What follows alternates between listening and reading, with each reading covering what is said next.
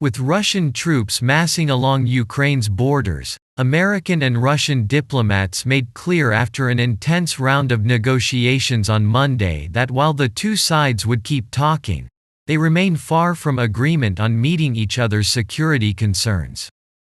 Russian officials said they told their American counterparts they had no plans to invade Ukraine, in a series of talks that lasted nearly 8 hours.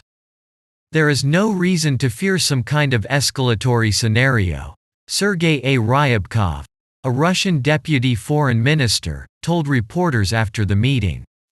Mr. Ryabkov said, "The talks were difficult, long, very professional, deep, concrete, without attempts to gloss over some sharp edges." Wendy Sherman, the lead American diplomat, said the United States was pushing back on security proposals that are simply non-starters for the United States, including Russia's demands that Ukraine not be admitted into NATO, and that the alliance end its security cooperation with Ukraine.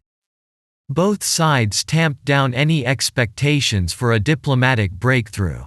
Ms. Sherman said the two sides discussed the possibility of reviving the Intermediate Range Nuclear Forces Treaty, which the United States abandoned in 2019, after years of accusing Russia of violating its terms.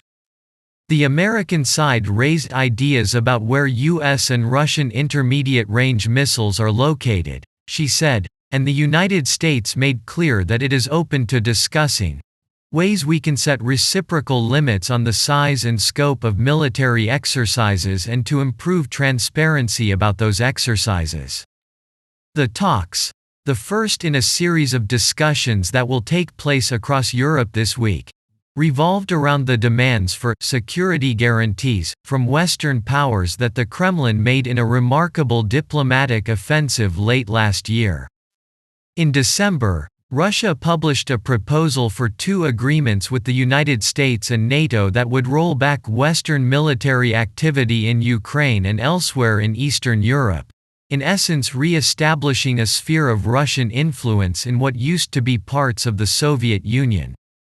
Many of the proposals, as Ms. Sherman noted, are non-starters for Western officials, who insist that Cold War-style regions of influence are a relic of the past and that countries should be able to choose their own alliances. Russia insists that its demands go well beyond arms control, and involve a wholesale redrawing of the security map in Europe, which the Kremlin claims the West forced upon a weak Russia after the collapse of the Soviet Union.